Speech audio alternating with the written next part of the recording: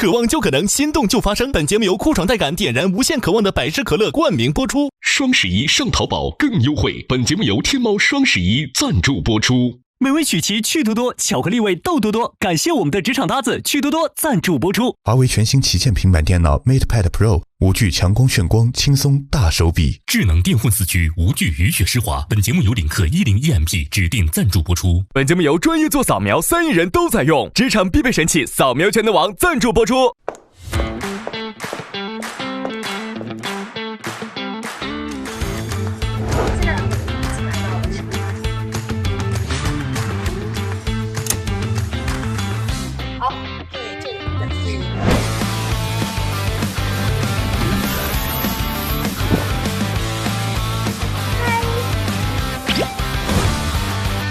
观众朋友们，请看大屏幕。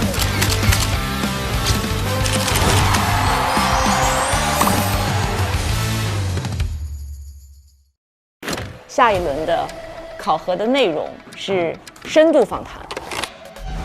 王者荣耀 Fly 张春、雪莱女，然后孟雨桐1v1的进行访谈，每一场75分钟，我们分成4组，2个人一组，前2名小组，每人可以各获得25分和20分。可不可以由我来主持？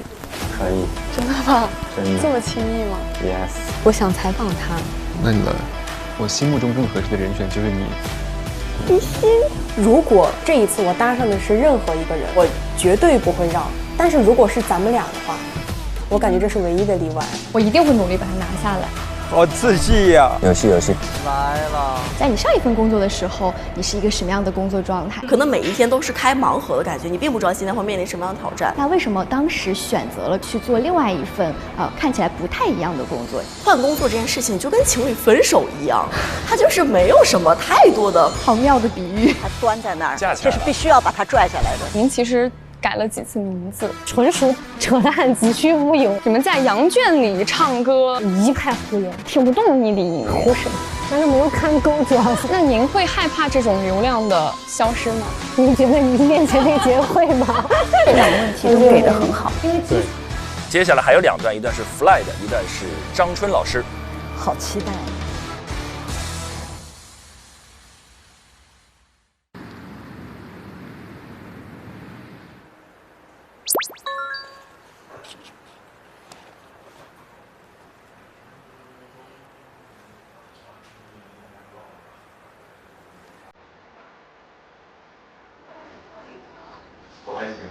今天在痛苦的操场上独自痛哭，28个刚去世1年，这个家庭还能从沉重的打击中恢复，就有灭顶之灾，也许我们就都活下来。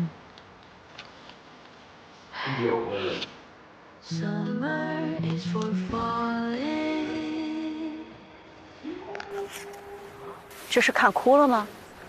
是的，他看到了。他可能看到他自己父亲，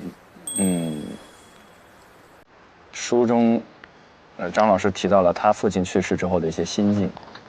当你引用了他的书里面的某一段话的时候，瞬间可能会激起对方的某种情感，然后会引出对方可能带有情感的一些表达。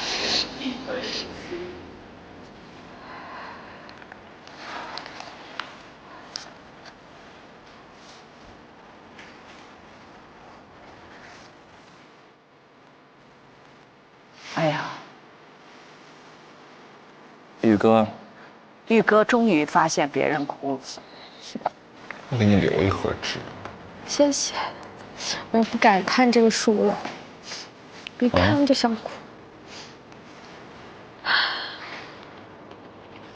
把现场交给现场。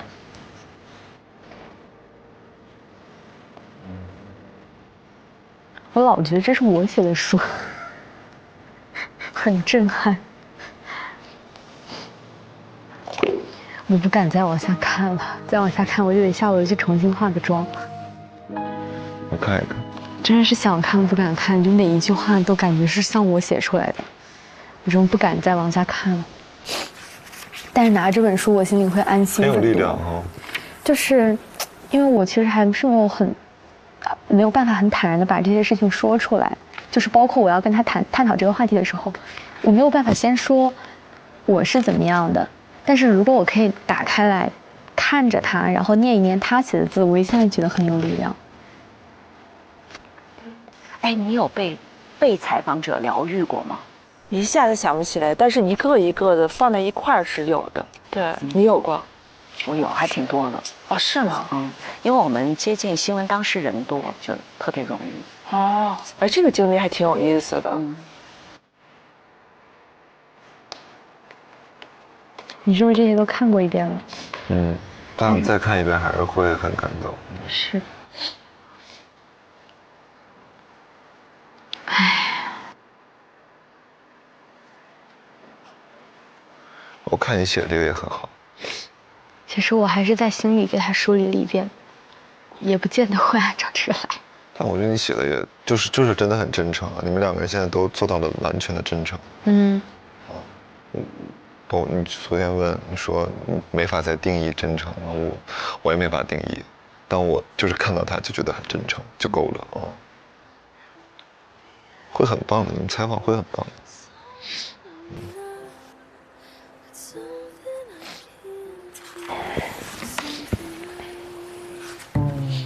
子泰在那儿转圈儿，他一直在后面绕圈啊，有氧运动。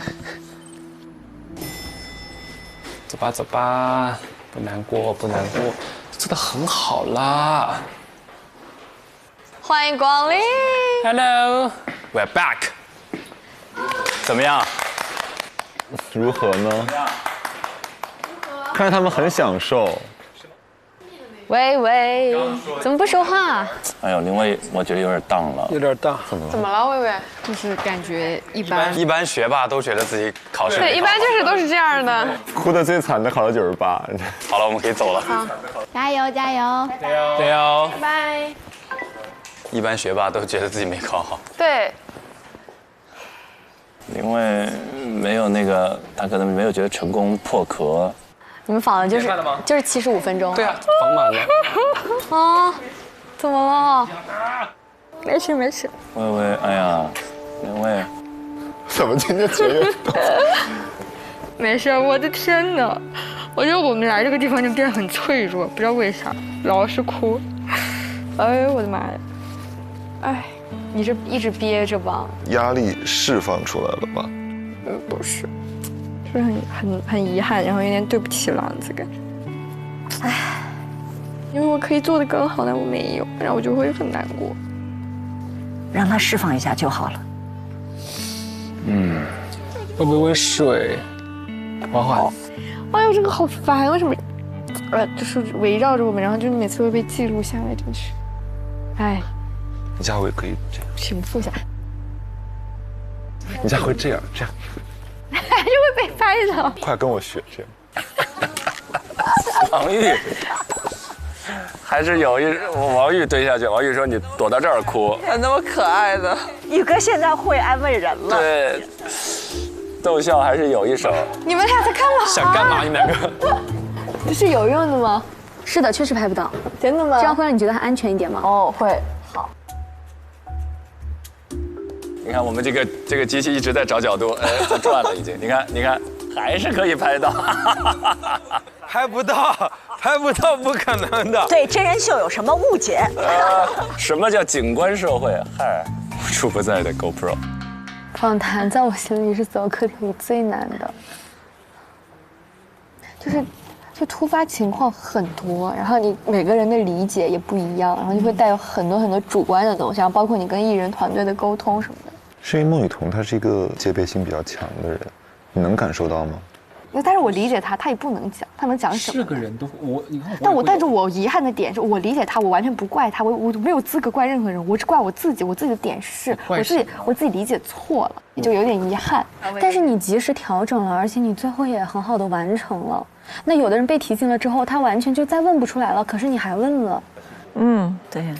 你知道我第一次做访谈的时候吗？然后我说，听说你是一个什么样的人？他说我不是这样的人啊。然后我的访谈就结束了。结束了？就结束了。第一个问题就结束了。真的假的？为什么会这样？因为我的所有问题会很依赖那个问题。然后当然我也问了后面2个问题，我说怎么，他连回答3个没有。然后支点没了。那天我就问不出来了，我失语了，你知道吗？当时这是我第一次采访啊，比你要惨得多。75分钟给我的话，我只进行了15秒。这太搞笑了。哎，你知道吗？这个安慰特别有效。对，多说说自己的那点糗事儿，对，非常有效的安慰。比你惨多了。我觉得以后慢慢长大之后，有了成绩之后再回看这一段，多可爱。是啊，人家 underground 是 under table。under table。要不要给你拿一个这个靠上几点下？所以说我觉得你有你的专业性，你有你的稳定性，你有你的输出性，你不会有任何问题。平复了。真的很棒，你把头发压塌了，本来就塌了已经，很棒了已经，真的很棒。都好会安慰人。朗子，你真的很棒了，你把我头发压塌了，真的很棒了。这乱入了一句。宇哥，你确定在这里拍不到吗？他应该是拍得到的。是吗？但起码你会觉得它是安全的，进入了一个避难所。都怪你干嘛要看我？我刚刚看了一眼海妖的眼睛，哇，瞬间泪奔，这太恐怖了。我的眼睛里信息只有2个字：委屈。还好有你们，真的，不然可怎么办？哎，俊霖，你们现在这个年龄段的人都这么会安慰人的吗？就这是你们的日常社交状态吗？你们都这么会安慰人吗？就像朗子、玉哥这种，就是现在00后情商智商双高。这还是他们几个关系好自发的。但我觉得安慰人的第一还是你的老相识，还是子泰，这是安慰人是真的。对，其实有些时候安慰人真的还挺难的。挺难的。但是本意就是那个善良是流动，完全是对，那个善良是个能量。当你的善意出来之后呢，哪怕你词不达意，都会被对方都会感受得到的。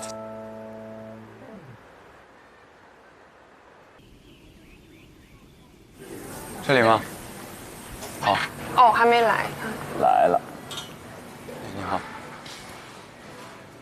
给他泡一壶暖心的西湖龙井，可以。欧了，然后提子，他爱吃的提子。提子拿出来。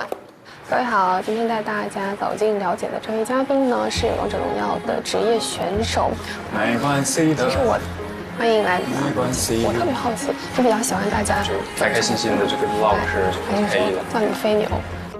弗赖跟韵林这个，我又有点担心呢，怎么？哎呀。请大家打一下弗赖。Hello， 大家好，我是请大家打一下弗赖。是一个眼位。没错，现在来看一下飞等游戏里的上半区。今年。就一点动静我就觉得是他来了。没事，不要紧张。太紧张了。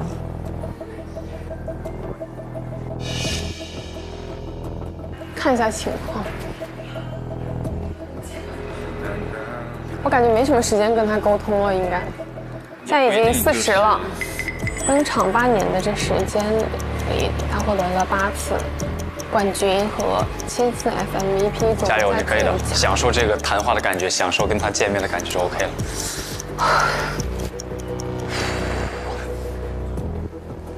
嗨，姐。走吧，师姐，我们现在过去吗？走了。对，走吧。走。又带上茶了。啊 ，yes， 是我们的老演员了。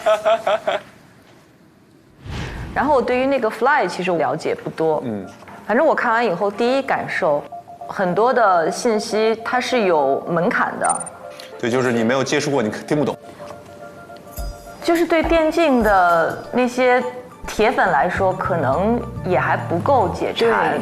就是懂的觉得你这个问题太浅，但是不懂的又听不懂。完了，那就架住了。Fly 比较难，我觉得对我来说，功课有点要补课的话，我根本补不过来。但是，他们决定了韵林来，反而是我之前没有想到的。我以为肯定是子泰去访他，他们决定韵林访我很吃惊。可是子泰跟我讲，韵林是因为了解过 Fly 之后，对他产生了无比大的兴趣。那韵林对他好奇的角度，一定不是电竞专业的角度，对，一定是从他个人来讲。那可能就没有在这里面体现。对，就是觉得可能是没有在这里边体现。可能还留了一手，也有可能。哎，那可以挖点新东西出来了。是的。先确定思路，做专业的还是做大众的？我现在那个特别好奇，因为好就会很好，然后不好就会很不好。对，好的话能让整个大众了解一下这样一个新晋偶像，但是要是卡在缝里了，两头不挨就最麻烦了。我觉得韵玲会有奇招哈，对，很有可能会有奇迹，因为她太认真准备了。Fly 来了，这更紧张，被采访者更紧张。哦，他已经到了。哪呢 ？Fly， 他已经到了。嗨 ，Hello， 嗨 ，Fly， 你好，好年轻啊，老师们好。你好，你好，你好。介绍一下，Fly 老师好，我是东方卫视的主持人冯琳。好，冯姐好。Hello， 你好，我是韵玲。哦，对。这是我们准备了这个我家乡的这个西湖龙井，一会儿我们可以喝一下。你好 ，Fly， 我叫子泰，叫我阿泰就行。阿泰，对，好熟悉的 ID。昨天我跟那个灵儿姐还她给我发微信来着呢，了解了一些你的喜好，得知你特别爱吃青提啊，对对对，特地给你买了青提。青提吗？太感谢了。对你放心吃，不找人弄你。这都知道。昨天跟我说你最近特别爱吃青提，然后现在大家都开玩笑说再吃青提找人弄你。是的，是的，主要最近长胖了，被网友追杀了。青提打你。哇，那其实了解还比较细了。对，已经有点内部梗了，这个迅速拉近距离。没有，一会儿我们就是因为这个时间比较久，75分钟，反正你想说啥就说啥，我们畅所欲言。好的。就是 Fly 接受访问会经常吗？就是我在想，就是这个环境，深度访谈的环境对他来说可能会有一点点很少，他会接受那种赛后采访。对，所以我觉得子泰应该要做一个很重要的工作，就是来了之后帮他先心理按摩一下，让他完全放松，情绪马上激一下。对，你这是你能做，就是让他完全放松。青提还买吗？买啊，我等一下买。破冰的时候先让他吃掉。他喜欢吃青提。他超级喜欢吃青提啊，特别好。我想知道你喜欢的是这种青提，是青提还是这种阳光玫瑰呀？阳光玫瑰。哦，就这个是吗？对。行，那我们买对了。正好买对了。那你喜欢吃芒果吗？我不喜欢吃芒果。哦，那边的盒就不拿出来了。你也想吃？啊 ，yes。你好松弛啊！就因为不是你采访，你就可以在边上大吃特吃，太过分了。哇，好甜啊，一点都不酸。对，阳光玫瑰很甜的，巨甜。好家伙，卖完了子泰自己吃了。他其实在做一个氛围组的工作。哦。你很紧张吗？我千万不要问这个。对，一问好像就紧张起来了。你很紧张吗？有一点。不要紧张，不要紧张。紧张了就吃一口青提吧。子泰可以。对，吃一口你最爱的青提。好的，就可以了。这 Fly 太可爱了，这个样子。俊玲 Fly 是 I 人吗？这一看就是吧。有一点 I 吧，还是？啊，他只是有一点吗？我觉得他们主要电竞的基本都还是会有一点 I 的，有一点 I 的属性在里边。得先宅呀，主要是。对。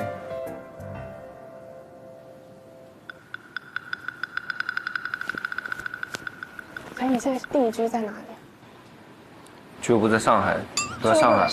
对，其实看视线能看出来，主动跟对方有视线接触的艺人比较多。你看他没有接触过。济南2W侠在上海。对。哦。因为他没有，他主场还在建。就基本比赛都在上海进行。那你之后还要回济南吗？还是就一直在上海？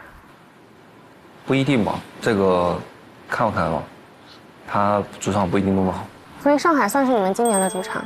不算。这只是说在没有主场没有建好，或者是没有主场队伍的情况下，会进行在上海有 KPL 的场馆。是不是在那个，就是有一个船的那个地方？是吗？船对面。哦，我去过，我在那边看过那个无畏契约的比赛。对，我们就在无畏契约对面。你有没有什么不能问的问题啊？他都没想出来呢。想不起来，那就是没有。我觉得你这种状态就很好。正常，对这个状态就非常非常好，我们非常感谢。因为我感觉你其实是一个有很多经历的人，是吗？年轻人在一起互相对话还是更轻松一点。对。还行吧，主要精力全在王者荣耀了。精力全在王者荣耀了。因为我们是同龄人，但是我感觉我才刚毕业，然后你就已经有这么多成就了，好厉害。可以开始。好的。OK。哦。好，那我们就开始。打板。打板。Hello， 大家好，欢迎来到今天的节目。那今天要带大家了解的这位嘉宾呢，他是王者荣耀的职业选手。那8年的时间里，他一共是获得了8次冠军和7次 FMVP 总决赛最佳选手的称号。我的天哪，那不是称霸一个时代？就是最高的山啊！最高的山，对抗路的尽头。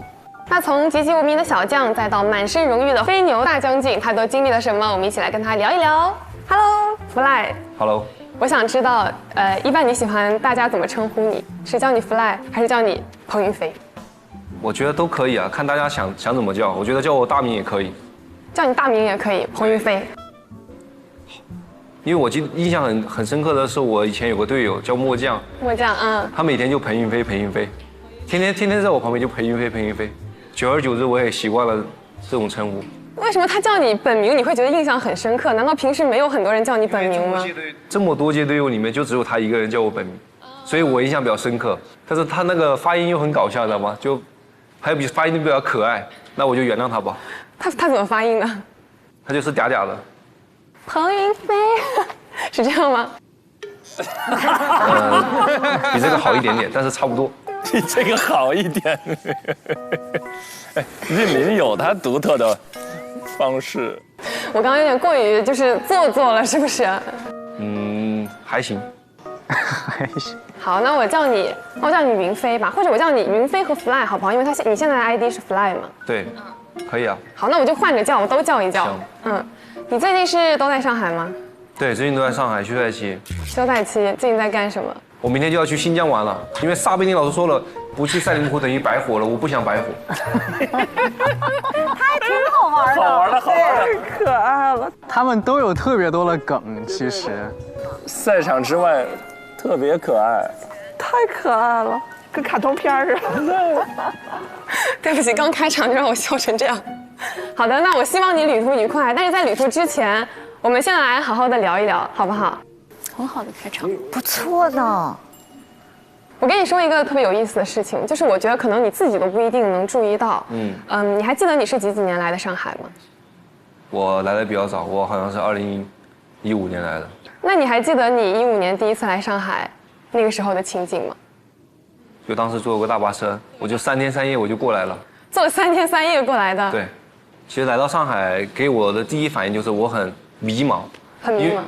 因为太大了，因为我在老家的建筑物它没有那么大。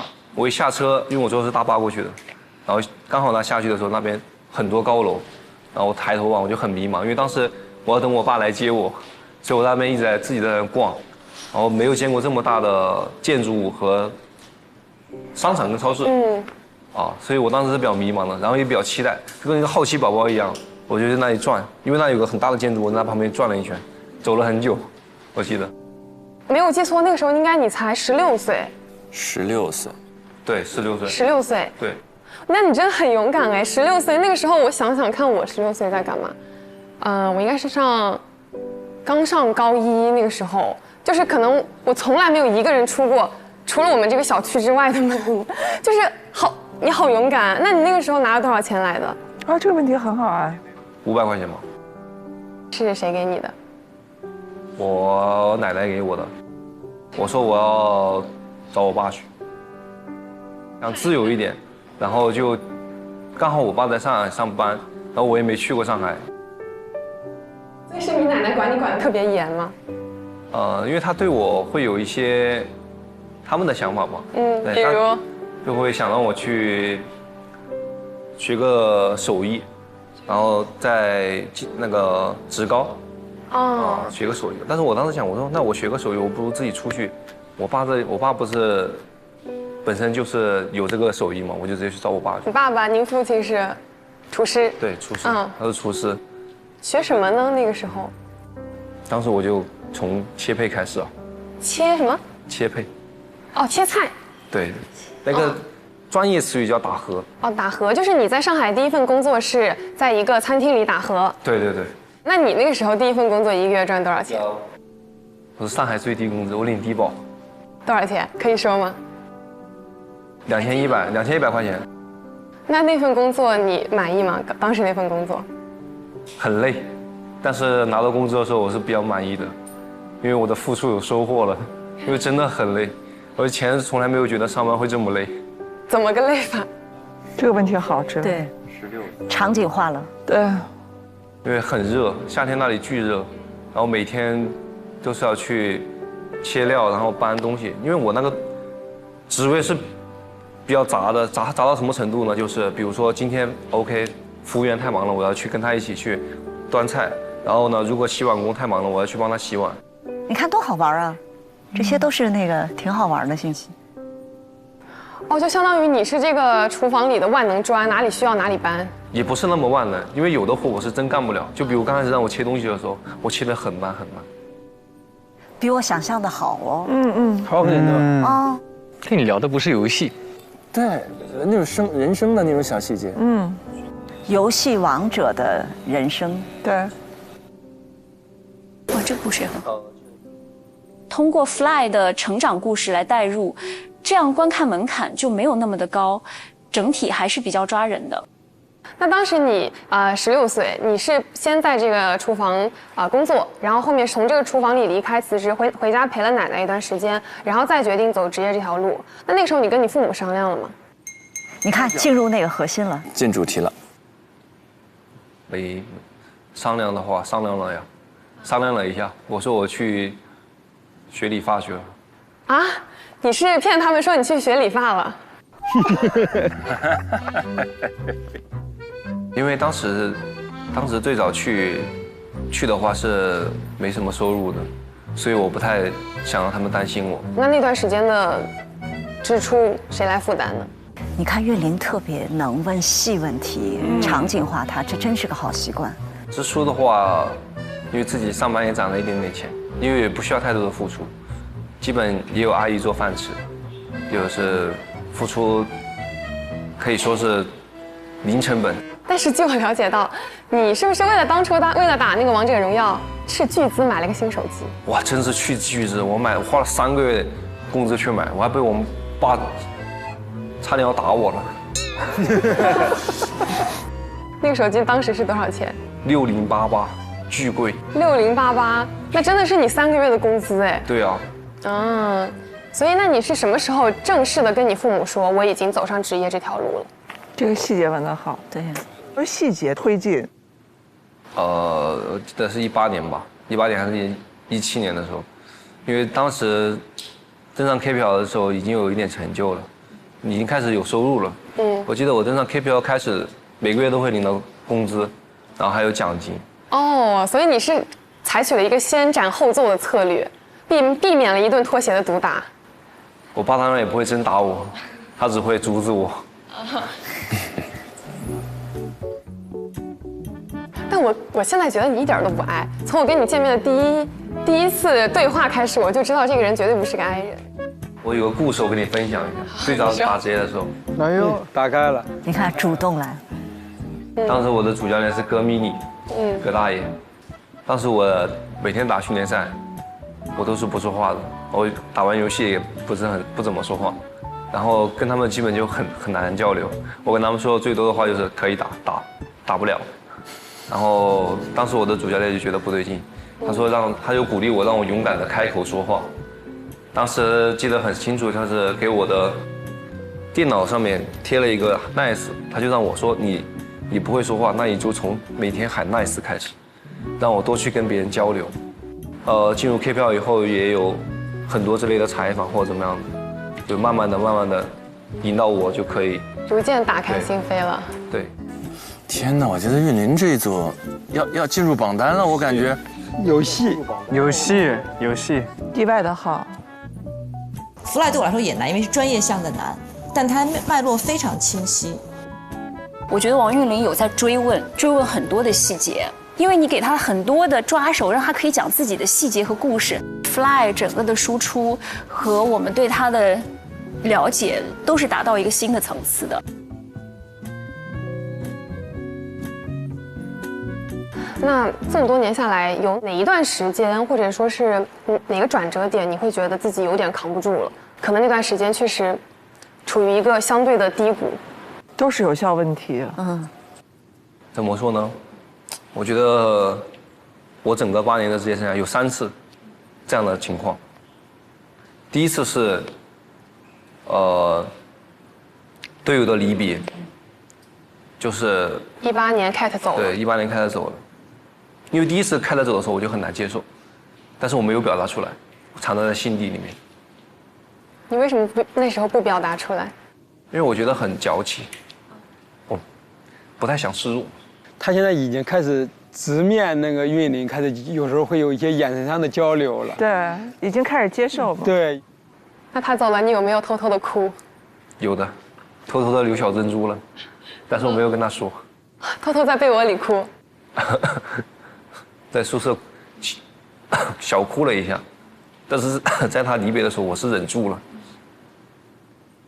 他现在知道你曾经为他掉过小珍珠这个事情吗？他应该是知道的，但是他信不信你我就不知道了。所以你们的关系其实私下可能你们感情很深，但是你们不会互相表达，甚至有的时候还是那种互相调侃、互怼更多的状态。对，一般都是互相诋毁。互相诋毁？怎么诋毁？互相攻击。你怎么攻击他？我不太好说。也不是不太好说，他就转回到意识大的时候，我就说我要切死你，等着被我切。他当时玩中路，压力他。但事实证明，在19年的那个冬季赛，你也确实把他切了。对，赢得很艰难，打到巅峰对决才赢的。那一瞬间是不是自己都恍惚了？哇，我居然赢了我的老队长，最熟悉我的这个曾经的队友。你看，这些都不是表演提问。对，感觉很好，他有感觉。是不是你又想带他去上班了？哇，这个真的是他手感很好。对呀，就是一个真访谈者嘛。对对对，惊艳到了。这就是天生，这是有天分的。节奏都好。对。那据我知道啊，是不是在2019年，就是那场比赛之前，其实你们队里也闹了一些矛盾，是吗？是的，有点矛盾，因为当时是训练状态很不理想。然后呢，我们当时的指挥是770嘛，因为他心智比较成熟一点，他年纪比较大。他是老将，770是一位老将。对，他是一个老选手。他就说，能不能对自己狠一点？这个他不想上去丢人，因为当时是打的境外的一些队伍。所以当时他也很差，然后上去打境外的队伍也打得难舍难分。当时下来之后他就说，我们能不能对自己狠一点？然后他不想上去丢人，然后他就扇了自己一巴掌，就回去收拾行李，他要走了。哦，他是当着你们所有人的面扇了自己一巴掌。对啊。就是在比赛前夕，他说他不打了。对，他说他收拾行李，他要走了，我都懵了。我说我们都没扶出去走了，我们怎么打？我当时愣在原地了。因为当时我们的年纪都比较小，还有一个队伍比较小的一个打野选手，他当时就一动也不敢动，在那看。那然后是怎么解决的？后面我就说不行啊，没有辅助我们打不了，我们真得过去给他表个态度。然后我就带着他们几个过去了，然后我们就一人给自己的一巴掌，给他表一个态度，他就留下来了。一人给了自己一巴掌。对。谁先打的？谁先打的？太好了！什么叫做追事实？亲爱的们，真的就问事实不问态度。那表个态度都是事实。你看，谁先打的？我先打的。你先打的。他要个态度，我就给他个态度。哎呀，哇！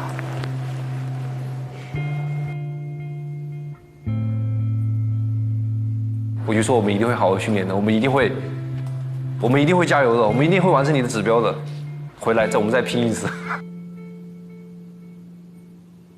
对，因为我没有退路了，我的队友要走了，我没有辅助可以用了。退无可退。对，我必须要打的呀。那所以，然后在19年的冬冠，你是有举起那个奖杯，然后大喊了一句“我们回来了”。啊，当时主要压抑了心里面的情绪压抑了很久。我只想说，我们回来了。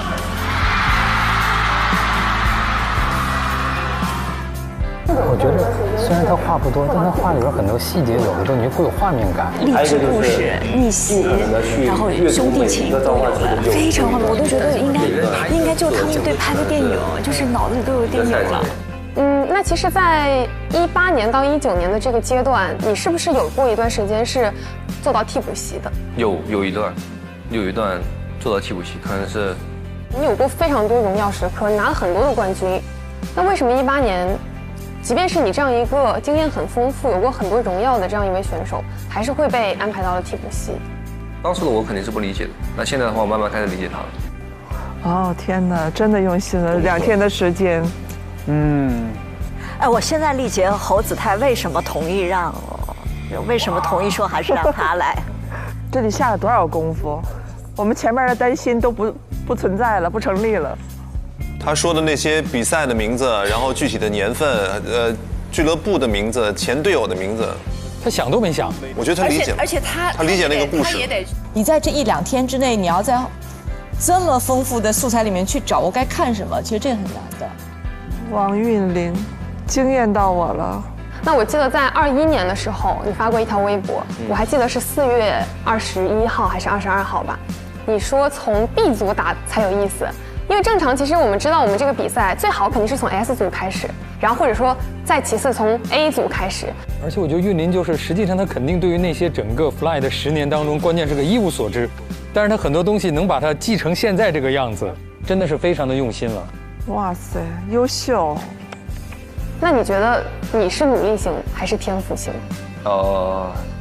努力更多一点吧。这其实很多人都会认为电竞它是一个唏嘘大于圆满的这样的一个行业，因为其实有很多电竞选手，他们可能从头到尾都没有办法像你一样碰到那个最终的奖杯，可能有很多人他们始终是坐在替补席，他们就一直都没有上场的机会，或者还有很多人，他们可能为了一次上场的机会，他们就会不停的转会，最终还是没有得到他们想要的结果。那对于这样的一个现象，你会怎么去理解，怎么去看？我觉得这就是电竞就是残酷的，每一场比赛你一定会面对输和赢，面对赢大家当然皆大欢喜，那如果你面对输呢？其实面对输就跟那些没有机会上场的选手是一样的情况下，就是那些还在想着上场，但是却没有机会上场的人，其实跟去面对输，我觉得是同一个情况，就是很不确定性。但是呢，你如果坚持，你如果比如说你把时间线拉长一点，你可能今年1年你没有上场，但是你把时间拉长2年、3年、4年，你总有上场的机会。因为 KPL 也有很多选手是一直没有机会打，一直几乎没有上场，但是他一上场他就抓住了这个机会，也有很多。但是电子竞技就是这样残酷的，没办法，它就是淘汰制的。真的是。其实你还是认为，就是这个行业厚积薄发和信念感特别的重要，不能再一点点就可能我没有办法上场我就放弃，而是我要坚守到底。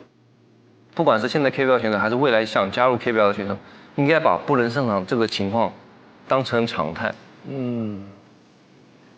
因为本身已经有很多优秀的人在这个赛场上了，你现在就是要缺一个机会，就等这个机会，所以你要把视为常态。但是呢，你不能因为它是常态，你不去努力，一定要去努力，保持这个心态，有机会上场一定要抓住，就是要时刻准备着，不管我此刻上场还是不上场。对，这就是他成熟的地方。或者价值观也有了。故事、情感、价值观，对，完整。这个是优秀的采访。我觉得你是对自己认知很清晰，并且很知道自己想要什么的人。所以其实我突然想到你之前说的那句话，你说我不是一直站在山顶上，但我一直在追逐山顶，其实就是一直很符合你现在的状态。是的。你经历了很多很多事情，你的身份、你的职业其实都发生了很多的变化。那你再回头看这座城市，上海这个城市，你会觉得有什么不一样的地方吗？哇，还有设计，首尾呼应了，call back 了。16岁跟25岁的上海，就是有无限可能吧。就他能给很多人带来很多的机会，就在我们万州的话，可能就是会一眼望到头。但是我出来，我不知道我能干什么，我也不知道我会发生什么，但是我出来就会有可能能好，或是更好，或是不好。想做什么就做。我觉得每个人能做到自己热爱的事情是很难的事情。如果你热爱的是电竞，那就来吧。虽然很难，这条路很难，因为你热爱的任何一件事情，你想要做到最好都是很难的。但是你想做什么就做，因为现在还年轻，有试错的空间，放心的去做，不用害怕失败。这男孩表达也太好了，都在点子上，一句废话没有。是的，哇，这句话说的特别好，其实就是很符合你当下的一个状态。而且其实通过刚刚跟你的交流，我也感受到，就是一个冠军选手，不单单是你的故事有一飞冲天，还有更多的是卷土重来。哇，这个现场接的茬，哇，妈呀，总结到位。最重要的原因就是热爱和你信念的成。对他来说也是热爱可以漫长，热爱可以啊。王岳霖，你这种心态也是啊。我看太感动了。我觉得你的心态，做什么事情都会成的。谢谢。好的，那75分钟的时间，非常感谢 Fly 接受我们的采访，也希望我们的飞牛大将军在未来可以给我们带来更多非常精彩。非常让人难忘的瞬间，谢谢你，谢谢彭云飞。好的，那我们今天的访谈到这里就要结束了，拜拜。看好，棒哦，加大分，上大分。天哪，我觉得我都不能做到更好了。他这个做真成熟，对，独特，这是他的风格，就是无可替代，就是他，就是韵霖，他在那儿就成立，因为他的提问跟他的人格是高度同构的。谢谢。哇塞，你真的很会说哎，好厉害！谢谢，真的好棒！你今天跟我们分享了很多，太有人格魅力了，太感谢了。我觉得你说的很好，而且很真诚。每次刚好问到的都是我知道怎么回答的。真厉害！谢谢，没有比较难的。谢谢，来之前真的加油，再一次创造奇迹。可以，谢谢弗莱，谢谢，辛苦。那我带 Fly 去见一下4位代教老师。好的。好，那你们俩先收拾一下。好，拜拜。感谢，拜拜，弗莱，拜拜。玩得开心，新疆之旅。这里面有好多子泰的功劳，对，所有的那个电竞部分，电竞部分的很多专业的东西应该是。但是韵霖非常棒，全都背下来了。是的，全部有很多都是我看他们那个提纲，全部都特别专业的。这真的得吃透，这不是背下来的。对，天哪，1天多的2天的时间，厉害，真厉害，厉害，这就天赋型选手。韵霖，真的，啊，一直不显山不漏水，韵霖。哇，太牛了！行吗？包型的。你不要为了安慰我，你客观说。没有特别厉害，真的特别厉害。你就无缝衔接把，当时有一个瞬间，就是你讲到哪儿的时候，然后就无缝衔接说你确实在2019年的冬冠还是2017年的冬冠把它切了，你还记得那句话吗？哦，无缝衔接，就是他说我要把你切了。你说那你在2019年冬冠确实是把它切了，然后他一下子就把这个事儿给想起来了。主要是他确实。我来之前好紧张，但是我担心的那些点就不复存在了。他确实很健谈，而且他很真诚，你不觉得吗？就是鲁豫老师说，真诚就是最大的必杀技，你在他面前就没有任何其他的。Yes， 厉害！感谢你，合作愉快。没有，我觉得我做的最正确的。他能把这个带走。他可能真的不爱吃青提，他可能会拿出去被别人。我们是不是要帮他澄清一下？他真的不爱吃青提，他都没有带走。我吃一个吧。可能是他今天吃够了。好，那我们走吧。但问题是你要提问好，才能激发对方的真诚啊。对，搭建的这个真诚的场。对。那种松弛、利落、清澈。对。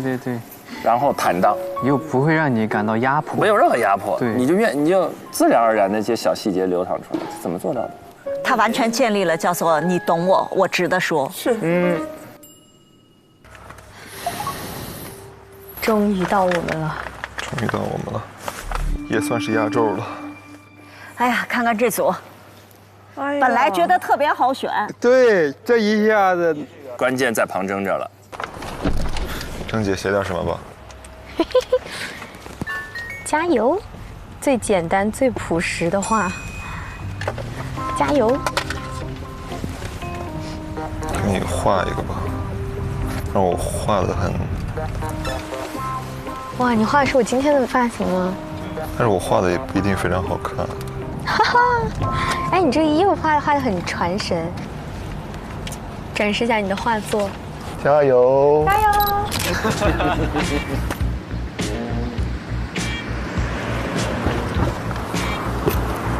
走这上去吗？还要走吗？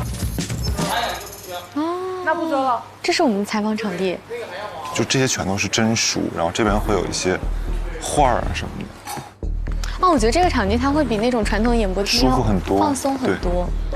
我觉得一定要跟他先聊一聊，让他跟我们建立关系。对。本来是真觉得一点儿不紧张，这个等待的过程确实让人觉得，就是很期待，不知道下一秒会发生什么。真难为他们了，太紧张了。好运，来。好问题，来。张老师您好，我是东方卫视主持人冯玲。冯玲，那我们要去哪儿？我带您过去。好。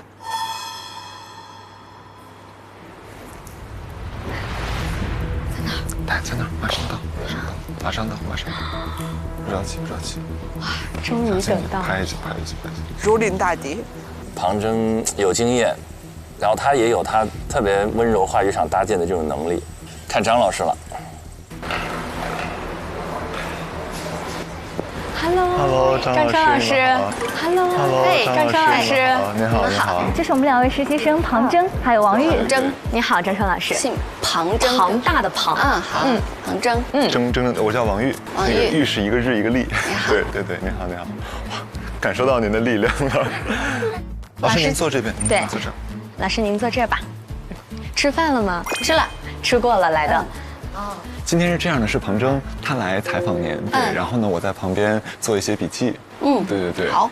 主要是2位沟通。对，我们昨天不是先给您发了一个那个采访提纲吗？看到了。你觉得有什么问题吗？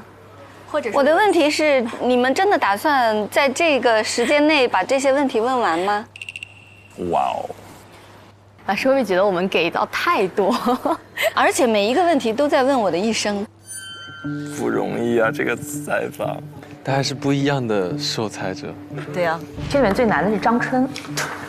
庞真第一个选择，这4个嘉宾他可以随便选，我觉得他选了一个最难的。他明知道张春已经跟鲁豫老师有过深度的交流了，他已经把那些很深的东西都展现过了，那你怎么再去挖那些呢？你说讲他的成长经历，这就反而觉得没意思了。也就是说，难度挑战也太大了。所以看他们能不能找到新的话题跟点。他得超越啊！我就想，天哪，用20个问题，用20个角度来问我的人生，对。不会的，不会的。对，那个只是我们的一个大概初步的想法，但是今天我们准备把那个抛弃掉。抛弃掉，因为还是想看老师自己比较想说什么，然后以及我们到底会聊到什么，就是不一定要按照那个东西来。因为我们在准备的时候，我们就是又很怕我们了解的不够，然后又很担心我们了解的太多。你不用担心这个，就是你想了解的太多或者太少，你也不能决定你能了解多少，对吧？因为这也不是你一个人的事，这还有我的事。是。如果年轻的采访者遇到这样的被采访对象是有压力的，他不顺着你说。对。我要说多少，这是另外一面了。你是眼睛红了吗？因为我们是这样，我俩从前天到昨天，先是看那个1003天，再是看《一生里的某一刻》，我是全看完了，然后就好几次就是真的是被感动到。对，我们一开始的想法是应准备尽准备，就把我们的问题全都列出来。但是我们在后期，尤其是给您提交完以后，我们会把这种准备缩小。我们会有几个核心问题，也是庞真他特别想问您的，就是挺好的。对。哎呀，你不用解释那么多了，姐都懂的。那我叫您张春姐，还是叫您张春老师比较合适？你喜欢哪个？那我想叫张春姐。好的。那2位可以随时开始，我在这边好，大家。你们准备好了就可以随时开始。那我们就开始啦。好。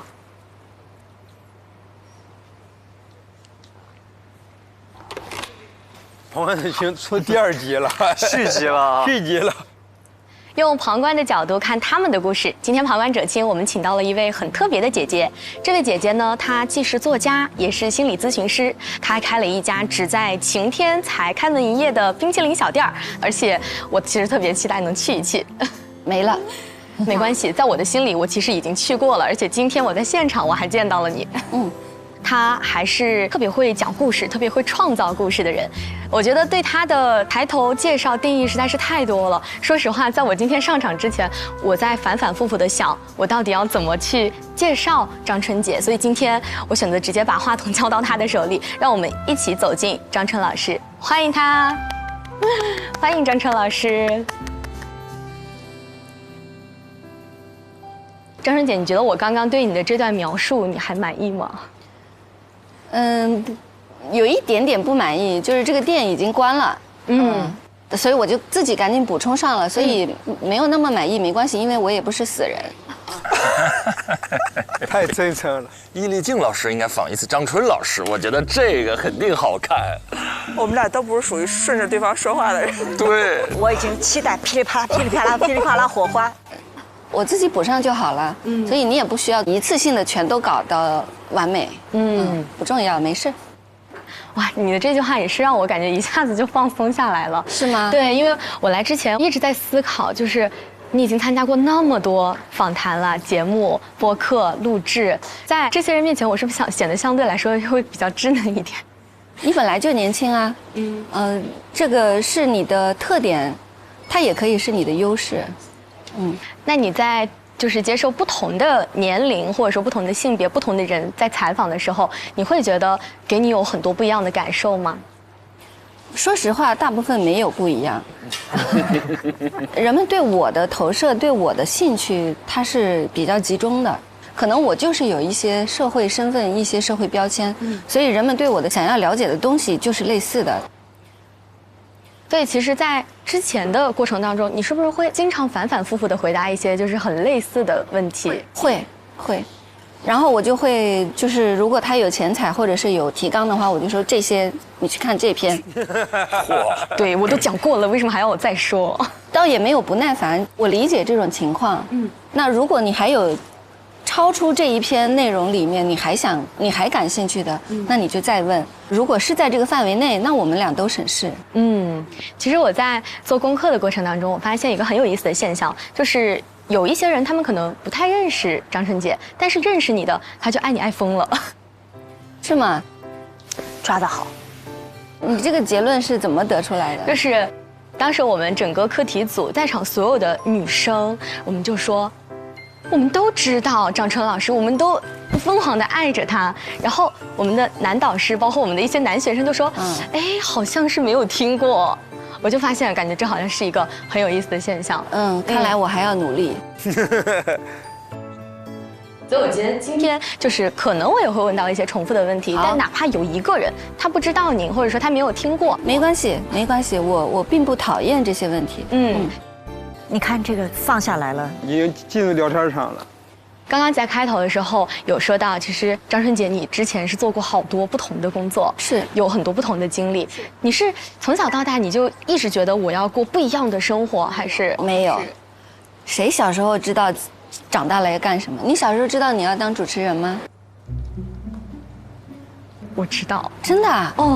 我从小就想，我从小我要当一个主持人，你就一心一意的就是要当主持人。但我后来也没当成。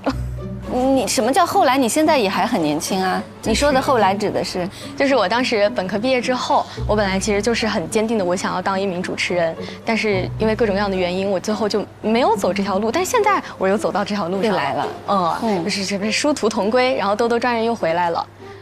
你要这样说的话，也有一点启发我哈。你要说殊途同归，其实我没想到我会做这么多种工作，但实际上我心里有一个基本的这种职业认同是作家。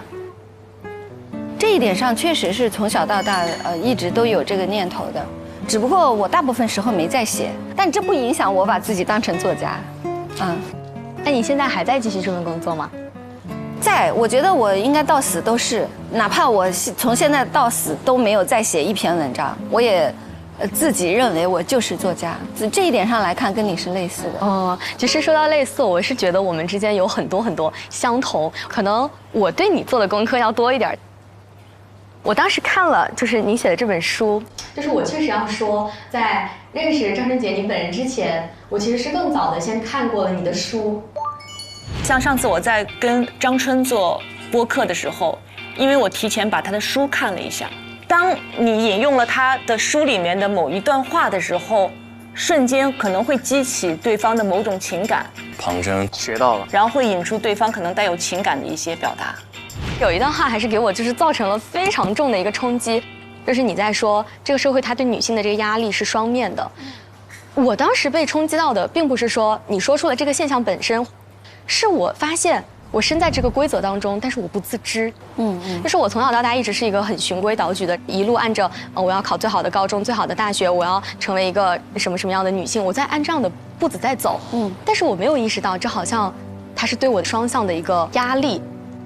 其实这个双重束缚，它具体的含义就是，它是2个逻辑来评价一件事情。比如说你不漂亮，就说明你懒，就说明你自我管理不好。如果你太漂亮了，你就是在惹事，或者你就是在虚荣。这就是用2个逻辑来圈定一件事情，它就会成为一个怎么做都错的事情。这就叫双向束缚。但我感觉很可怕的一件事情是，可能不仅是我，可能还有很多人，他们并没有意识到用2套逻辑来去限定一个事情，它是错误的。但我觉得，如果听到了这句话，听到了这件事儿，然后我觉得这件事情是不对的，它就是有意义的。这就是诉诸于语言的作用。就是你原来反正隐大家都这么过的，它就差不多吧，大概是这样吧。但是它诉诸于语言，你就会看到，哎，这很荒谬。它就像一个隐形的敌人，你把它显影了，显影出来，你就发现，哎，这个人长得很奇怪，他不应该是这样子的，他有矛盾，他有冲突。这就是语言的用处。我觉得这不愧是心理咨询师姐，我觉得我今天免费来上你的这个课，也是蹭到了。已经有交谈的欲望了，刚好进入状态了，是吧？太可爱了，情绪小能手。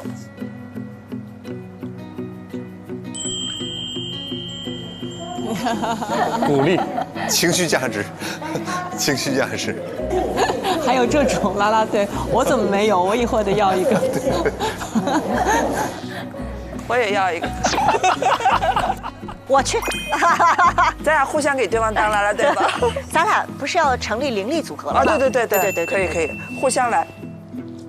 其实我早几天在看你的那个微博的时候，我还看到了，就是你生活当中经常会发一些那种就是小跟我妈的爱恨情仇，她很好笑。因为我有看到你，其实14岁的时候你就已经离开家去求学。对，我跟我妈妈在一起住这么久，这是20年来的第一次。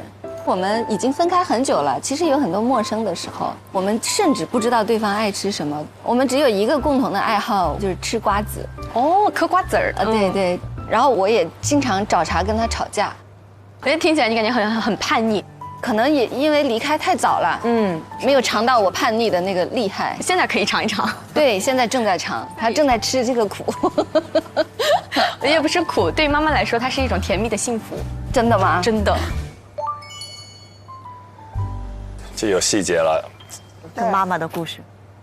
我为什么一直拿这本书？我觉得这本书让我很有安全感，因为我在这本书里面看到你在写妈妈的那个部分，我就是想看不敢看，特别想读完，但是就是眼眶模糊到看不清字。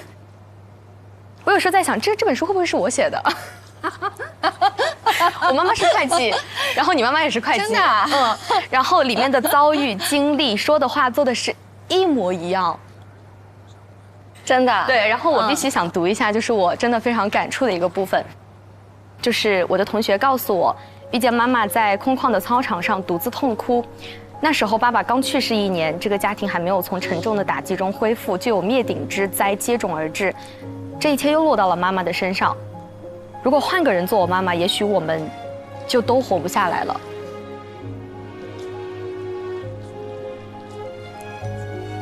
张春已经看到他了。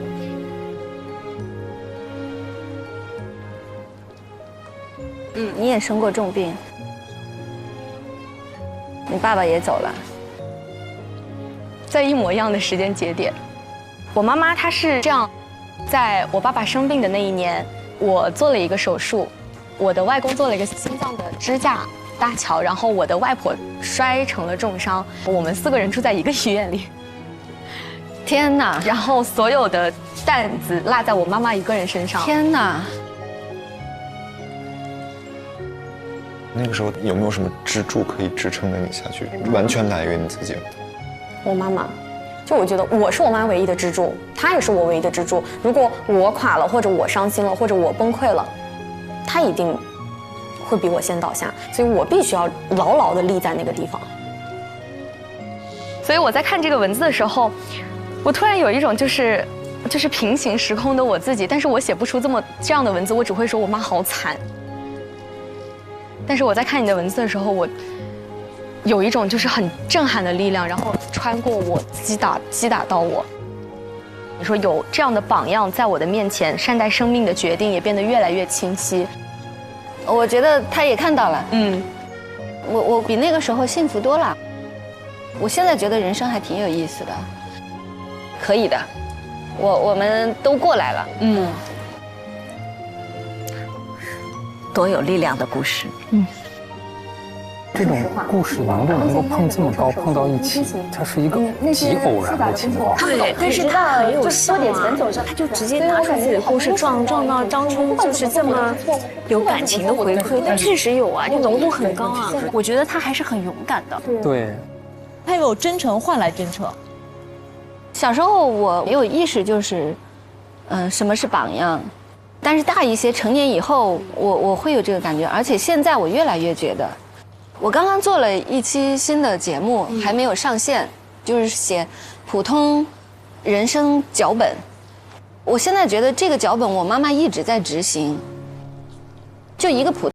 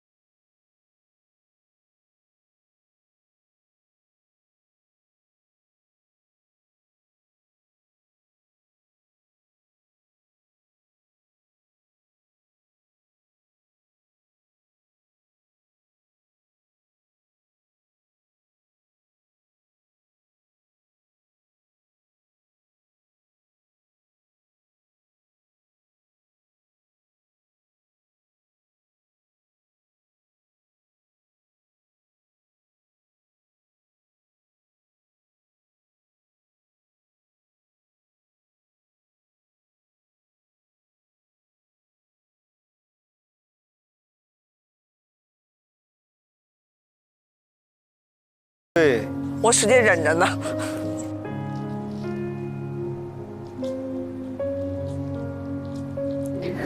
我高2那一年，就是马上要升高3的时候，然后当时我妈妈就查出来背上有肿瘤。我是在后来我妈妈已经来上海肿瘤医院，就是全部手术做完之后，然后我才知道肿瘤特别不好，所以我刚讲的时候我知道那种后怕的感觉。总有一天，我就很懂那种，就是你很担心爸爸妈妈会离开你，我就很想拼命穿起。等于庞征搭了个台阶，对，让普通人和张春之间搭了一个台阶，带进去了。我觉得在你身上有一种很奇妙的特质，就是你只需要去讲一些特别的平常、特别稀松的小事儿，但这些小事儿非常的有生命力，而且很动人。小时候我们会常听到这不是流水账吗？不值得记录，不值得叙述。但是现在你说不值就不值啊，我说了算。对，你看不惯的就拉倒，爱谁谁吧。对对对。那你平常会去看大家对网上对你的评价、关注啊，然后你是什么样的态度？好问题，如果这一段时间好评多，我就会刷到。如果恶评多，我就点不感兴趣。对，我会尽量不看。那其实对于网上对你这些评价，其实你也就不是特别在意，就爱谁谁吧。那肯定是在意啊，我在意我才会点不感兴趣嘛。我要是不在意，我就随他，我就说呗，我觉得啊挺有意思的，这个人这么看我，我没有这么厉害，所以我就隔离他。在意，但是一边去。没办法，我也奈何不了，我也不能做什么。我反正也是这么想的，因为我做那个直播带货的时候，也会有很多人就是莫名其妙的开始攻击你，比如说，哎呀，长得脸歪嘴斜的啊，就是卖假货的，就是一些很奇怪的事情。然后我当时一度被这件事情困扰，因为我本身是一个很敏感的人，我会在想，就是为什么会有来自四面八方的恶意？为什么？那你是怎么消化的呢？反采访了，它是个对谈，对，不是典型的采访。但是其实这种在现在的语境底下很受欢迎的。对。那你是怎么消化的呢？我会哭，但是我不会当着镜头哭，我会结束之后回去就是痛哭一场，然后再告诉自己没事的，加油，要挣钱，明天第二天再上班。辛苦了，辛苦了。哎呀。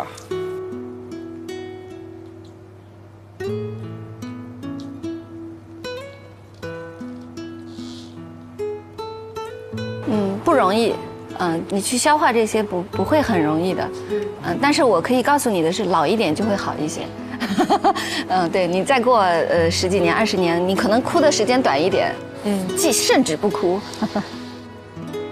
你会更红，然后那些贱人更加按耐不住了。这个会不会剪掉？这个会的，姐放心说。我是希望不要剪，我想说给那些人听，留下来。对。听到了吗，导演？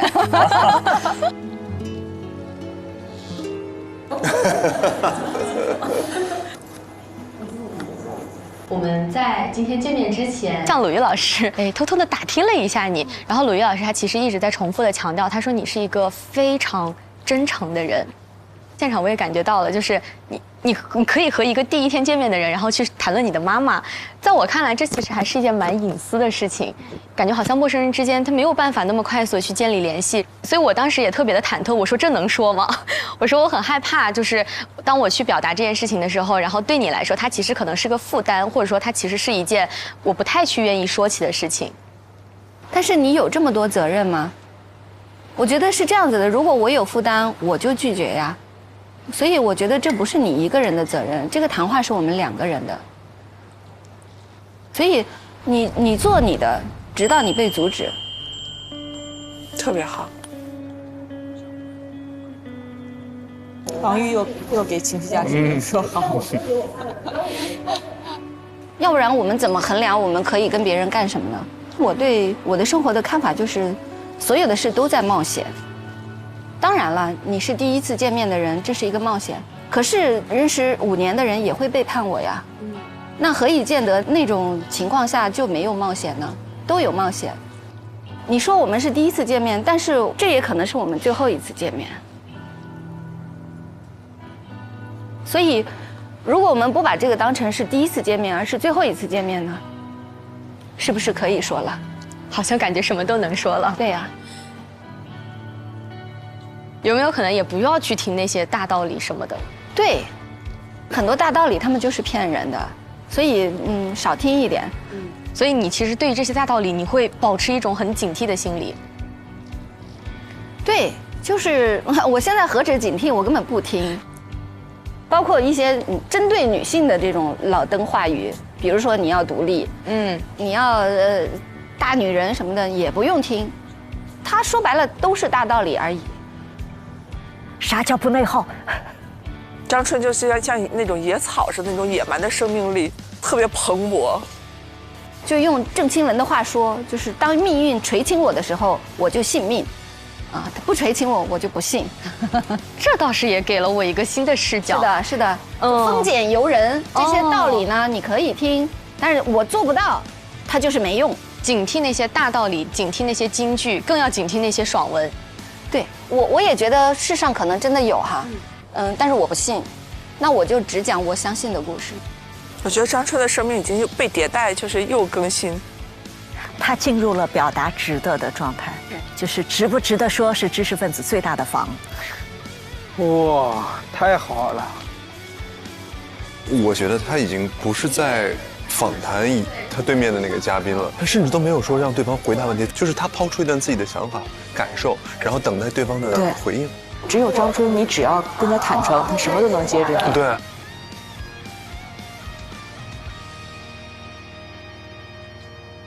我决定我要听什么，我决定我要做什么，我决定在这个世界我应该用什么样的方式去生活。对，我觉得相信这一点的人应该更多才对。对，应该越来越多。我相信看了今天的节目以后还会越来越多，以后应该要越来越多。对，今天非常谢谢张春老师。其实我是第一次见到张春老师，我非常感动，在第一次见面的时候，他就可以这么的坦诚。这么的真诚，然后跟我分享他一些很私密的故事，或者给到我一些真的很震撼人心的一些力量。我说实话，整个过程当中我是反反复复的被治愈，但是我相信肯定不是我一个人被治愈，肯定会有更多的人被治愈。我感觉很多不同的女性，她们在努力的前行，她们在发表她们的观点和态度，她们在告诉我们应该怎么做的过程当中，本身也就预示着我们会有更多不同的可能。然后这种女性和女性之间能量的流动，我觉得是非常宝贵的。虽然刚刚张春姐说我们今天是最后一次，但我希望不要是最后一次。那我们可以再约。谢谢张春老师，谢谢你，谢谢张春老师，谢谢，谢谢抱一下好不好？谢谢你，辛苦了，谢谢。这很难，真的很难。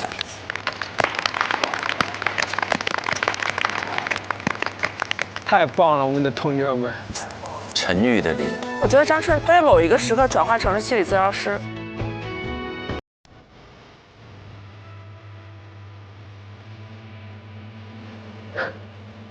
谢谢姐，辛苦你了。所以很辛苦，对不对？你要做很多事。对，但是你跟我讲那个辛苦了，我还是觉得好久没有人对我说辛苦了。然后我觉得今天我是更幸运的那个，不是说我能力更强，而是我有机会在这里可以坐在这里面对你和你交流。但是我一定把我的搭档邀请过来。给你们画个符。对啊。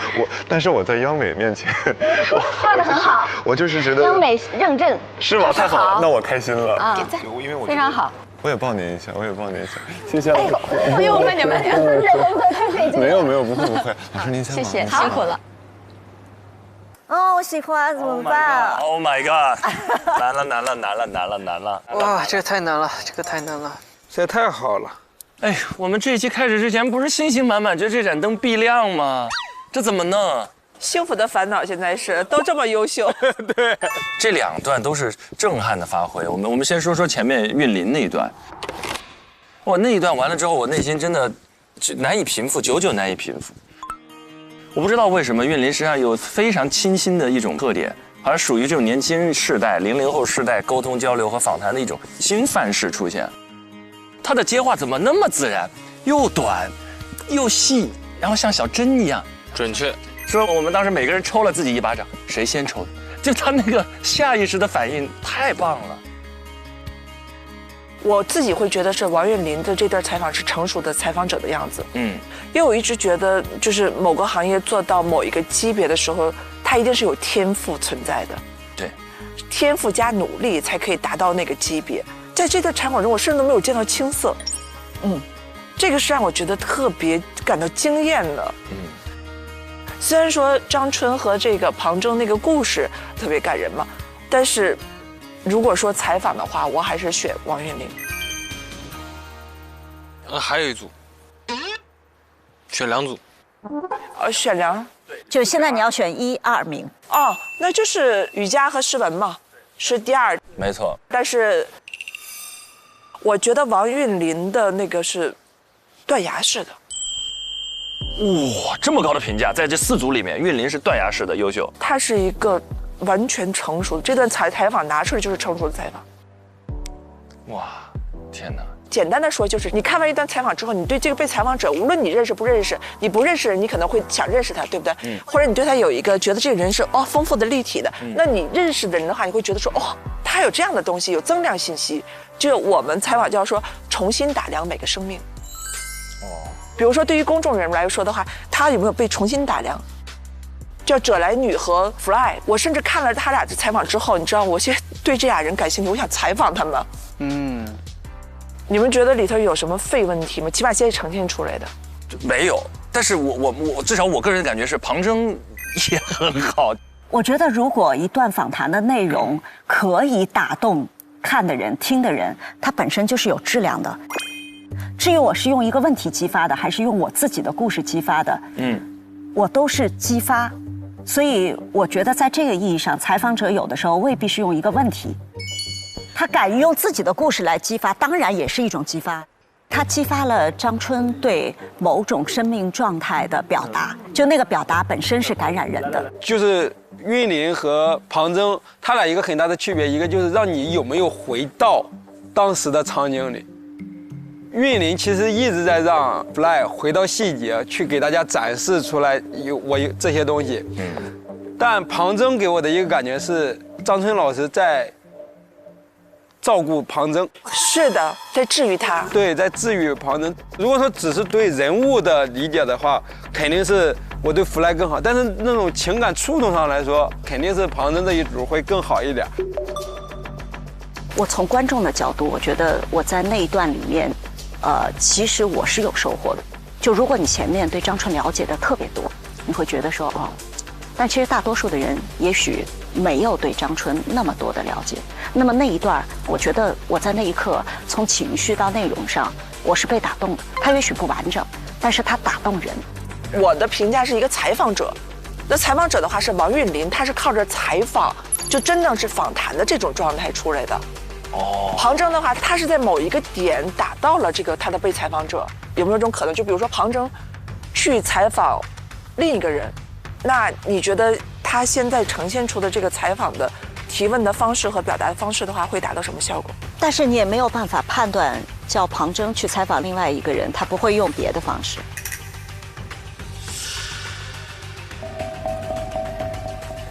好难。来，各位，因为这是 team 的作品，所以这两者都要涵盖其中。那至于这两者谁的比重会更大，需要建立在我们对4位导师的推测之上，因为是他们做决定，而我们的这个猜测要跟他们一致，我们就亮灯。事实上，你要猜鲁豫，核心落点在这里。因为我们在这一轮探讨的最后才来做出这个判断，所以没关系，我们可以先来聊里面很好玩的小细节。我觉得这个过程当中，庞征这一组，他感觉他跟访谈嘉宾像在照镜子，人生经历太过于相似了，母亲的工作、父亲的遭遇、家庭的变故、人生的阶段和在过程当中的反应和成长。我们在过往的人生当中有没有哪一个瞬间遇到一个人，感觉像照镜子？你有吗？有一个老师跟我说，未来我会遇见的另一个我，会在我的一个角色中遇见。离开他那儿之后，我在回去路上，我就看窗外那个路过的这些街灯啊、建筑啊，我就突然间想到我曾经有个角色，就是在拍我一个人，可能一些很碎的过场戏，然后在换机位的过程当中嘛，就很快，我就一个人在旁边一个角落里待了会儿，其实也没事儿，但是我就那一刻，我就突然间想哭。旁边虽然在忙啊，但是我就一个人，好像在那个角落里，我就感觉到这个角色，这个人物，曾经真的存在过。然后呢，我心里就有一种在跟他对话的那种感觉。我说，我说你是什么时候的？我说你是不是真的存在过？那个角色呢，也是我在演戏的过程当中的一个转折生命角色，叫萧景瑜。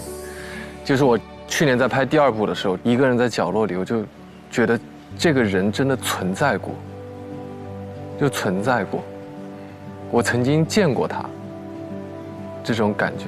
就一个演员和角色合体了。对，那种感觉就遇见了哈。对，就是遇见了。时空里那种就重叠了，就撞击了。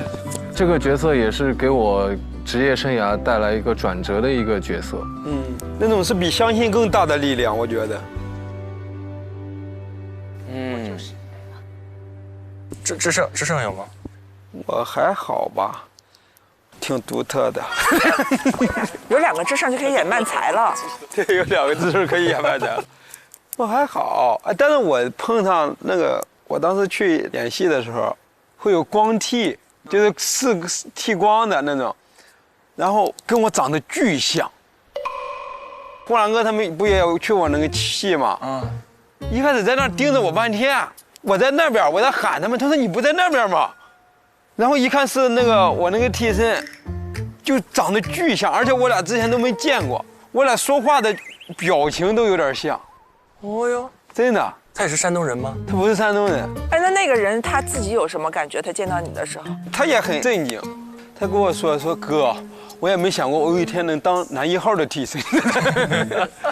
其实表达那个意思就是没想长成这样你能当男1号，他说我也没想过长成这样能当替身，所以说这个事情对我的感触还是挺深的，因为长相肯定会带来很多问题，这个事情是大家对你最直观的一个，会释放的一个信号。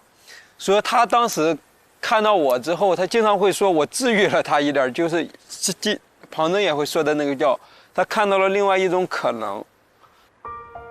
因为他只在这个长相上看到了不好的东西，但他说在我身上看到了一些可能性，看到了一丝温暖，就是那个时候，但是他也很快乐，也很开朗。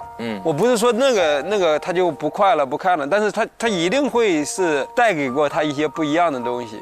所以说我俩看到之后真的是互相治愈的一个过程，我俩感情就在现场就特别特别好。哎，那你们交谈的话，你们能谈得来吗？谈得来。频率什么的话，就是我们曾经因为长相受到过那些的伤害，很类似，你知道吗？那些的伤害很类似。就那个时候我看到他，我真的就是觉得我相信了很多事情，就是你的局限性，在这个局限性里，可能你能很幸运，就是你突破了。但是你也知道，这个东西就可能就是你的局限性，很奇妙的命运，很奇妙，因为离得很远。是社会心理学，社会心理学后面有它的必然，这命就是必然性嘛。但是你说的像个时间原石一样，就看到另一条生命线的那个感觉。对对对。最难的地方来了，就是我们需要在4组当中选择2组，不仅要选择2组，而且要猜出一个顺序。就是导师们评价的第1名和第2名分别是哪一组，然后我们会在后面的照片上盖上我们 offer 的红章。如果我们的猜测2组正确，而且顺序正确，点亮这一期的这盏灯。第1组王韵麟，我现在我也说，然后第2组李雨佳。按这个顺序来，韵麟和雨佳，这是易老师的。哎呀，我这反驳专业了。就在我心里，雨佳他们第1名，然后韵麟他们第2名。反驳这么大呢？到了个个儿，基本是一致，掉了个个。我只是很羞于、很惭愧于和王子奇竟然想的一模一样。是可忍，孰不可忍？我也是这么觉得的。雨佳和韵麟。雨佳和韵麟，我觉得在采访技巧上，包括在整个的感受上，可能是韵麟给我的感受会更好一点。但是我又考虑到节目的一个整个的呈现上，像易立竞姐说的那个有种、有料、有趣，我觉得相比于韵麟来说，可能雨佳更贴近这3个一点。因为我觉得泽来女老师她在里边又讲了很多爆料的东西，又有很多态度的东西，然后又有很多有趣的东西、有料的东西。我觉得这个可能从我对这个的形式感判断来说，雨佳第1，韵麟第2。我觉得智胜都已经连宣发这块都考虑上了。哪个能上热搜呢？俊麟呢？好难啊！你就按照自己真诚、真实的想法说。我真实想法跟他们2个一样。我从几个小细节的话，你像诗文在旁边的那种提醒，也是带教老师们一直看到的东西。就是因为它也是这个打分的一个层面，那个 team 的感觉。对，有道理啊。我从配合的层面来说，我可能会觉得说他们的配合可能会更默契，对，更默契，然后也更恰当，对吧？对，他的那种举牌很恰到好处，对，又给了他提醒，又没有让嘉宾感受到这种在采访的突然跳出来那个状态的束缚当中。所以说这个可能是我投他们第一的一个点。有刚才俊林说的这个 team 的这个合作的状态，这个要素引入之后，在我心里稍稍占得一点先机。我觉得雨佳这从2个人的角度来讲，那确实棒，他们2个人相得益彰，珠联璧合。但是王玉在最后一组上起到的作用确实又有限了一点，这怎么弄？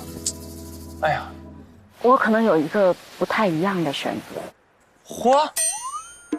我其实是有一点想把第2名给到庞征的，但你说李雨佳那一组好不好？很好啊，所以我其实特别急。这好难啊！这次我们很少出现如此多的答案，百家争鸣的这个多好啊！这说明这些年轻人们都在成长，成长太快了。当大家分享了这么多理由之后，每个人心中应该升腾起一个自己的答案。我们还是老规矩，我们用举手的方式。我们先为第1名举手，心中认为在刚才4组采访当中，觉得这个第1名是王韵林组的。3、2、1，请举手。来，你什么时候被挖过去的？你最开始不是？对呀，你不开头的吗？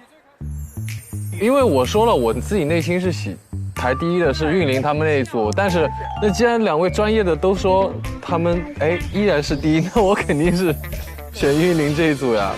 这就是容易成长的人，不犟。采取了专业的意见。那个极有可能最后我们集体都是什么？不会吧，2位，我们今天一期节目可架在这儿了，访谈界的两个门派。王子琪，让你看看什么叫推免的实力，一会儿你等着。怎么把我架起来了？让你看看2个 master 的实力。master 合并了。哎，我就宁可是错了，我也要维护我心中的秩序。央视和南方内力雄浑激荡，中传和北科这边也是毫不示弱。那我们直接投第2名，我认为第2名不是我俩都不举下手吗？你第1名，我们的这是太不尊重master了。不，你提个名也行呀，你举，觉得第1名是雨佳队伍的，请举手。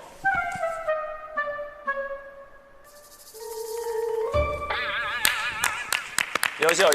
觉得第2名是雨佳队的，请举手。很棒，你这个真的太棒了。 3票，哎呦，这有难度。觉得第2名是韵林组的，请举手。嚯，觉得第2名是庞征组的，请举手。请举手。所以就是结果已经出来了。现在是第1名是王韵林组，第2名是李雨佳组。好，那接下来我们有请叶老师代表我们这个观察团的意见，把这个章可以盖在他们的右上角。我们韵林和子泰是第1名，好的，然后是雨佳，加油啊你们！然后是诗文。好，结果即将揭晓。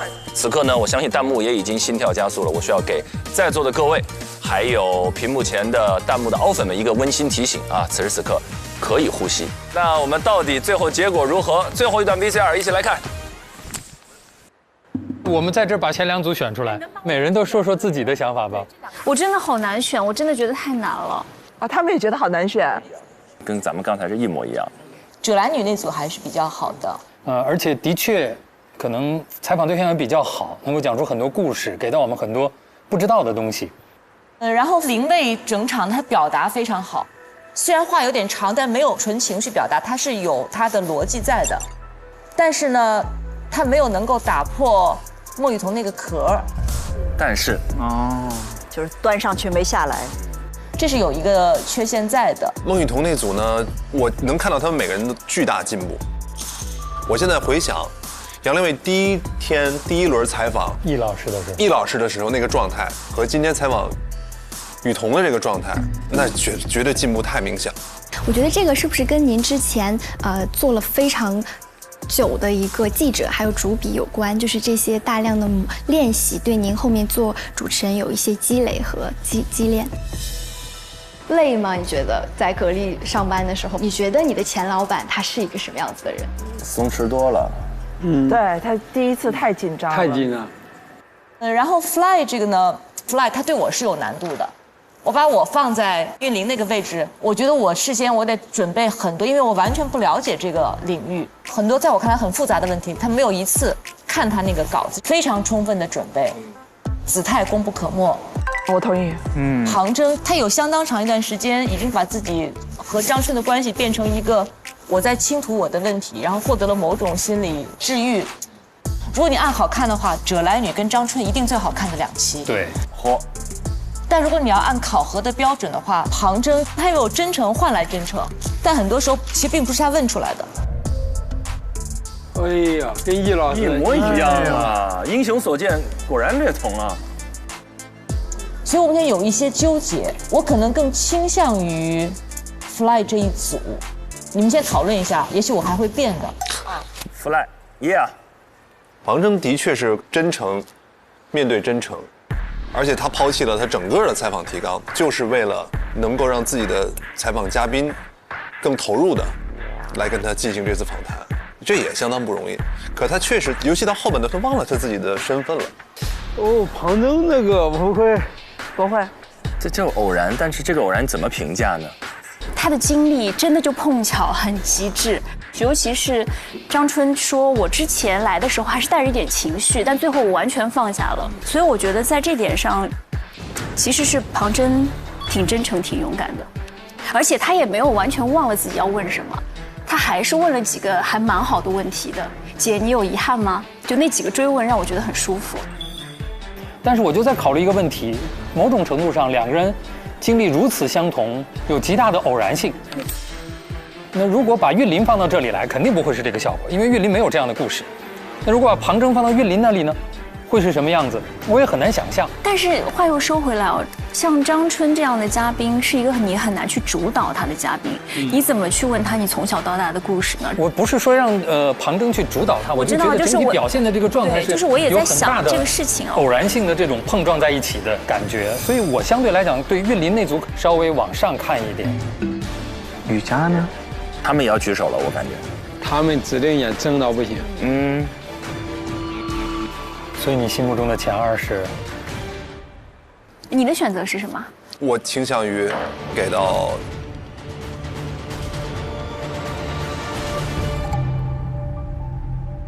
哇呀！不会吧 ？No way！ 他们的那个讨论和我们的讨论其实很像，高度同构了。所以说明我们是专业的，是最专业的2位老师，最顶级的。小小的年纪还不懂什么是爱，却被你甜甜的笑给打败。你长着大大的眼睛，哦那么可爱，说话的手往哪儿摆？都完成功课了。好疲惫，真的这种等待时间其实真的很痛苦，还不如给个痛快的。给个痛快，求也给我们一痛快。等待，永久的等待。我是煎熬的等待。啊，我要去拿外卖了，拿一下。是有向老师家人。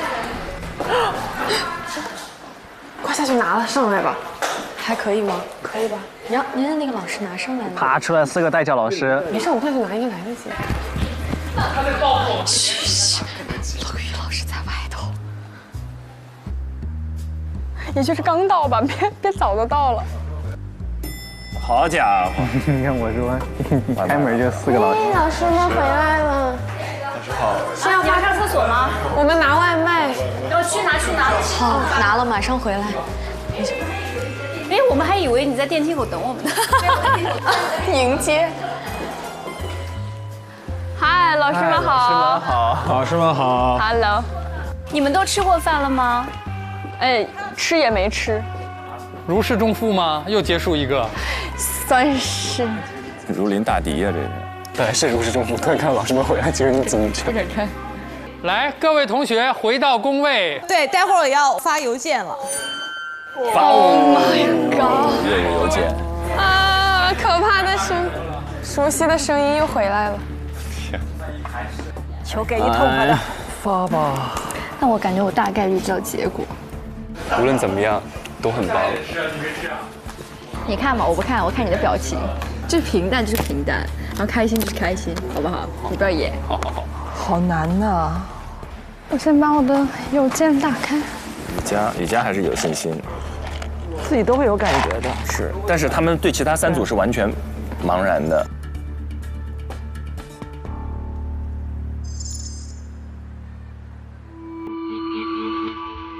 这干嘛？这2个助教师姐。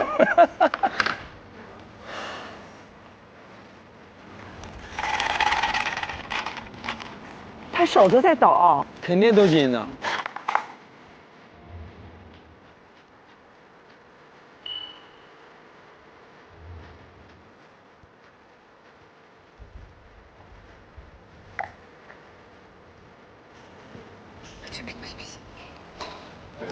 心跳有点快，现在。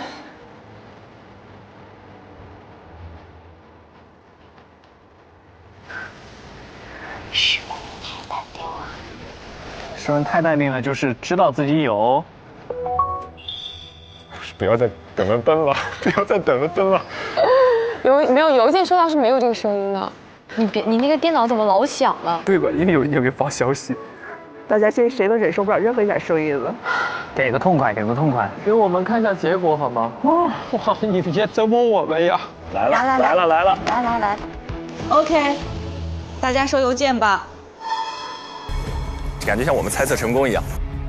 我看着都我手都出汗了。哇！哎，完了，可以呼吸，可以呼吸。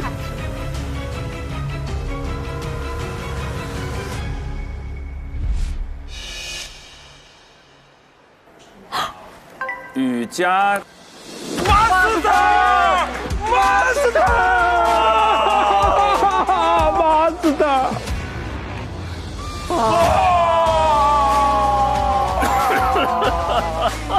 我们加一下微信吧，然后把你们俩拉黑。加一下微信，然后拉黑。居然是我们，是我们。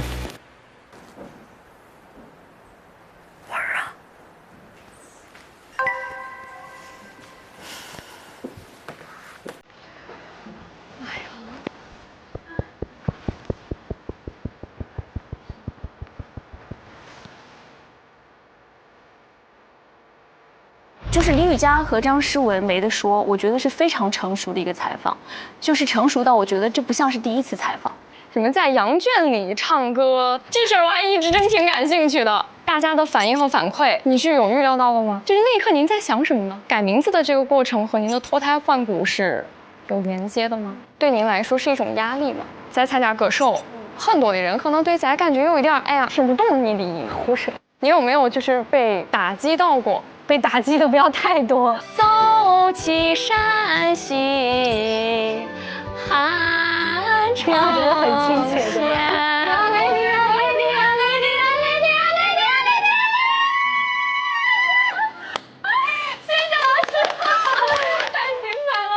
最可贵的是，我觉得李雨佳和张诗雯他们2个感觉像是2个人一起在唱。诗雯坐在旁边，那个倾听的状态也很到位。然后每次举板子，我觉得都举在了点子上。我觉得整体非常流畅，包括他也完全克服了过去在各类考核当中比较急，对，所有问题都愿意反过来想，我们去提醒他的东西，他都注意到了。所以我觉得雨佳和诗雯在我心目中肯定是第一。你要按考核的标准的话，那我们同样认为芷来女这采访最好的啊。我同意。哇，太好了！早这么双剑合璧，早这么珠联璧合，啊家熟悉不？有点温熟，是不是？没熟透，没熟透，小熟。哎呀，句句都在理呀，咱们哇，哎呀，成功的感觉这么好啊！说实话，这可以吹一辈子了。不是我们成功的感觉好，而是我们击败的对手太强了，这种感觉太好了。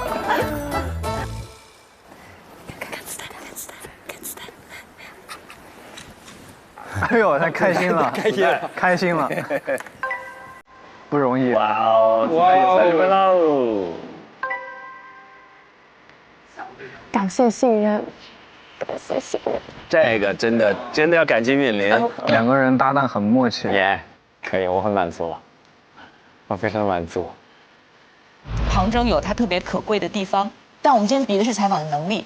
Fly 这一组是他需要调动所有的采访的基本的技巧跟能力，是在里面是展现了的。那你是什么时候正式的跟你父母说我已经走上职业这条路了？哪个转折点你会觉得自己有点扛不住了？那他走完你有没有偷偷的哭？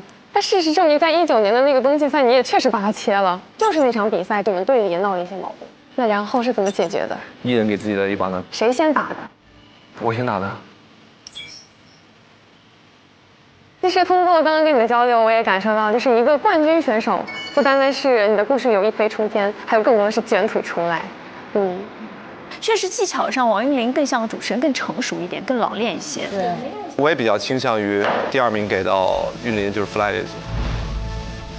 哎呀，真好，没事儿，我们赢得了心理的秩序，对不对？我们忠于内心的感受。可我还想要有成功的表象。我们猜的2组是对的，顺序猜反了。但有人连顺序也猜对了呀。是的 ，Master。还在学校呢。这个。牛。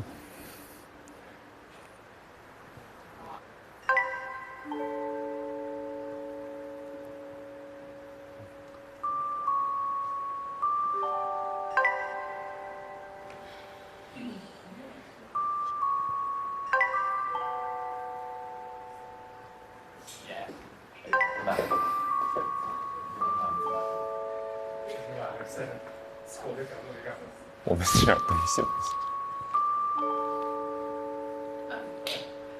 走吧，没事的。等一下，等一下，大家等一下。先祝贺我们4位获胜的实习生啊！但是我觉得你们今天做的整个都非常的棒，就是每一个访谈都很有质量，和第一次你们在东视大楼做的访谈相比，天差地别。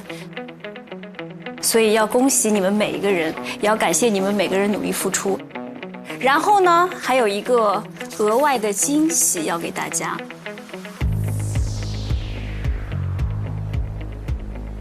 今天的奖励除了积分之外呢，获胜的4位实习生还将获得由天猫官方直播间发放的心动通告。作为特邀主持人，参与到天猫双11的特别盛典。哇！在天猫1年1度最盛大的购物狂欢当中呢，带薪探宝带领亿万网友解锁双11的精彩。让我们恭喜雨佳、诗文、子泰、韵林解锁天猫官方直播间的心动通告，期待双11看到你们大显身手。不错，不错，不错，不错，谢谢。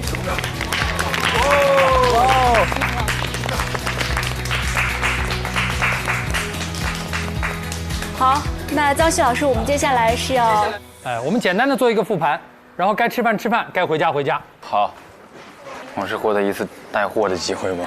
还是应什么？该是，但听起来很好，挺不错的。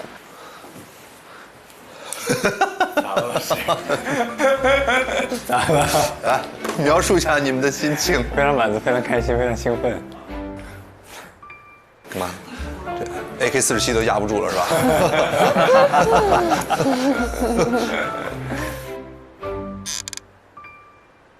如果节目播出效果，今天4组里面肯定2个好看的，张春和芷来女。但是呢，我们就又是个考核，所以考核会有一些硬性的指标。张春说，因为你很真诚，但是很多他其实是有些在拖着你走。我们认为有一段时间你采用一个方法，就是你给我进行心灵的疗愈，和心理的分析。我可以说它也有用，因为我反正后期能够编一个挺好看的节目，但我们现在考的就是这是得问出来的。确实，因为我在做这个的时候，我已经屏蔽掉了外界所有的声音，完全忘记了考核这件事情，我就是完全沉浸进去在听，就是一个真的一个采访，对不对？对。但是我在听的时候，我又在想，确实我的话语占有量是很少的。因为他在讲那一大段话里面，我其实可以摘出好几个不同的主题，然后我一下就不知道我这个脚该往哪儿踩。我就是听他说完了，然后我可能脑子里10个小时在打架，这个说那个，这个说那个，但最后我出了一个所以还是有一定的问题的。但是你这个临场能力挺强的，因为你讲了一个冰淇淋店，当时我的话我就会事后再给你纠正，就是那个信息有误。他的习惯就是直接现场告诉你，那瞬间你没慌，或者你慌了，你的专业知识让一般的人看不出来你慌了，非常非常好的。王宇，你今天真的给的这个情绪价值太好了，给足了。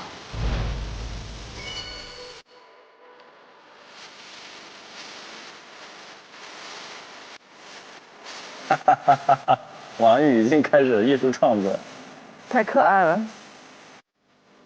我以后说得要求回去我采访我团队，每隔半小时给我取一个，太好了，太好了，真的。希望你今天没有挫败感，你会有一些遗憾，可以沮丧，学习姿态，沮丧一晚，然后第二天又是一条好汉。现在就过了，就放下了，也不要再因为这个事情 emo 了。对，因为一路走来，我觉得你们总体也是有输有赢，这也非常非常正常。其实可以学到蛮多东西的。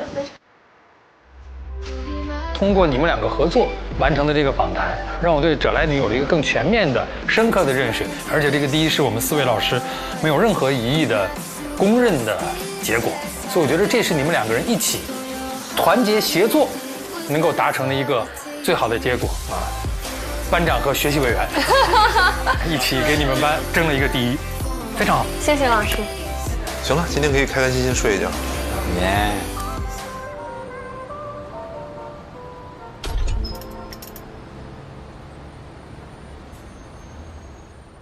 得点不了灯了。不是有点挫败的问题，是我们现在容错率已经很低了，朋友们。因为今天是我们的第7期录制，而我们现在在第7期结束之后只有5盏灯，那就是说接下来所有期里面我们最多还能错1次，对吧？不要给自己压力。虽然这盏灯没有亮，但这说明所有孩子们有多么接近。是。这8位当中的水准是不是毫厘之间？不是，而且真的就是你这一路看他们到现在，你有点不敢相信。你感觉第1期是不是演的呀？第1期是不是故意就不喜欢叶丽静老师？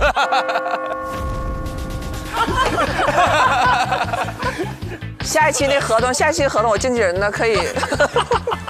否则我很难理解，就是他们在这个过程中成长的如此之快。我也不理解呀，对吧？我能理解吗？对呀，就我人缘这么不好。没有，这是 offer 的魅力。我们这 offer 虽然到第7季了，但是每一季给所有人的感觉就是它是最好的一所学校，就是它真的大师课。你想想这种级别的大师，2位这样级别的大师，其实到达一定水准的时候，其实观点是选择是没有对错之分的。我俩一选对了，你没有对错之分了。但是你俩，人陈明老师说的是个终极真理，就是没有对错之分。是风格不同，但你俩咱就是说优秀。master。刚才虽然欢乐归欢乐，但是我收获非常非常大。我感觉到过去有很长一段时间那种破碎的时代带来了很多形象的破碎，那种破碎是有代价的，而且是很荒谬的，是抽象而荒谬的。但是其实我们刚才的节目里的呈现，比如说者来女老师，我之前对者来女老师就是破碎的拼接，非常不完整。但今天是我完整的看她这么长时间的说话，我完全刷新了我对她的理解。我其实很好奇一点，就是你们在都经历过这个破碎的时代过程中，有没有一些特别离谱的传闻？就像刚才哲老师的名字啊等等，有一些非常离谱的江湖上盛传的传闻。你们有没有经历过一些离谱传闻？我那个离谱传闻太好笑了，多离谱！不光离谱，还很丢人。有一回营销号说徐志胜最近想买劳力士，但不知道如何购买，深夜向黄子韬请教经验。他咋来的呢？不是真的吗？这个凭空来的。我。那到底你深夜向谁请教的经验呢？能这么问吗，全林老师？全林老师，我就从来没想过买过劳力士。你买的是百达翡翠是吧？百达翡丽啊！我以为我记错名字了。伊丽静老师特别想买百达翡丽，深夜找徐胜确认名字。还有那种就经常会刷那种大家的座驾，我不知道你看没看过？就好比他会发一个说 offer 观察室。所有嘉宾座驾，然后你的照片后面配一台车。哦，对，但这个很奇怪，我跟很多人就是出现过这种截图里，比如说offer观察室呀、650啊，或者很多节目都会有我的那个车。别人的车换来换去的，就我是一辆8到10万的车，从来没见过。我不是说嫌那个车便宜，8到10万的车，关键是我红绿色盲，我根本就不会买车的。对。我一直以为你买了那个车之后雇了司机，没有，我买车就已经很心疼了，还要雇司机，我还买不买劳力士了？全都买劳力士和百达翡翠了。对啊，不买车所以买表嘛。俊林呢？有没有？有过一个，当时说我什么生气，从楼上往楼下泼热水的。寝室吗？还是哪儿啊？在家里面，在成都，说我往下面泼热水。我说我怎么可能做这么缺德的事儿？对，当时是泼的凉水吗？没有，解释一下，就完全没有泼水，无稽之谈，就没有水这事儿，你那会儿都没在家是吧？家里已经断水断5天了，在家有可能是楼上泼的什么的都可能。但你不可能是我泼的，这个确实，这太离谱了，我觉得这离大谱了。哎，这就是碎片时代嘛，这为什么需要深度访谈的原因。就我们永远需要对一个生命真实的那种好奇和完整经历过往的了解，所以很感谢这个节目给了我们这样的渠道。无论是屏幕里还是我们现场，我觉得虽然很欢乐，但是塑造的是一个真实而全面的人物形象。最难的这个深度访谈或者说人物访谈已经告一段落，那接下来他们又要奔赴新的战场，在新的战线和新的赛道上迎来新的挑战。我知道一点儿，就是下一场可能会是他们来到这个节目当中，整个场上的感觉最放松、最好玩、最自我的一次考核。哇，那太好了！是什么场子呢？下期不就知道了吗？渴望就可能，心动就发生。本节目由酷爽带感点燃无限渴望的百事可乐冠名播出。购物、外卖、旅行上淘宝，万能的淘宝天天有优惠，纵享衣食住行、吃喝玩乐。各位，我们下周见，拜拜。拜拜。接下来我们迎接我们的第7个课题，就是综艺节目。哇哦！那我们这次的考核内容呢，就是以腾讯视频一见你就笑为蓝本，进行60分钟的棚内综艺节目的内容策划和录制。那么本次录制的这个惊喜嘉宾呢，应该有大家非常熟悉的李维嘉、朱旭丹和杜海涛。一共8位实习生，分成2组，每4个人组成一个主持团。你们要坐飞机前往长沙。接下来呢，我们就进行一见你就笑最后一期的杀青连排。他们是带他们彩排一下，他们要另外策划一期。来，现场准备，3、2、1，走。可以。慧姐，哎呀，多么，帅的老子。我可以啊，王玉。他在这个节目里彻底打开了自己。我们是迪丽迪哥。你看王玉不一样吧？王玉放开了。好，3、2、1，来了。来上班啦！真正关锁办公室会着火。哇！西哥拼了！哎呦喂！哇哦！怎么办？我救命！制服了吧？张老师，你最喜欢的实习生是谁？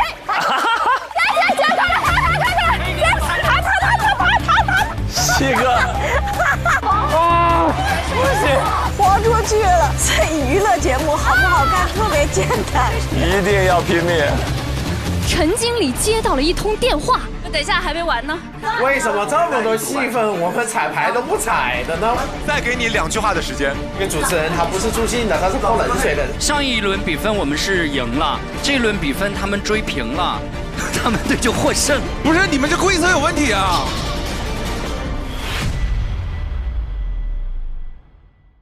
渴望就可能，心动就发生。本节目由酷爽带感点燃无限渴望的百事可乐冠名播出。双11上淘宝更优惠。本节目由天猫双11赞助播出。华为全新旗舰平板电脑 MatePad Pro 5G 强光炫光，轻松大手笔。你想成为怎样的人？在追逐的梦怎样成真？你带着对未来的疑问，奔跑着，前行着，坚持着，拼搏着，你可以打破极限。搜索令人心动的 offer， 用尽全力唱出一片令人心动的 offer 话题讨论，选出你看好的主题新生，见证最终 offer 的诞生。上微博带话题令人心动的 offer， 分享天天名场面。更多节目精彩资讯尽在新浪娱乐微博综艺、新浪综艺。上新浪新闻客户端搜令人心动的 offer， 看节目更多精彩内容。百度一下你就知道，上百度 APP 看百度热搜 ，get 更多热点内容。独家中文百科合作伙伴百度百科。上百度搜索令人心动的 offer， 精彩内容尽在百度百科。上知乎搜令人心动的 offer， 解锁更多精彩讨论。上前程无忧51兆，收获心动的 offer。感谢丽丽城传媒。如果你对内容行业感兴趣，欢迎在腾讯校招官网 join.qq.com 投递峨眉派专项，等你来实习。令人心动的 offer 尽在腾讯校招，等你来拿。每周3、周4 12点 SVIP 更新，19点 VIP 更新，会员抢先看一周。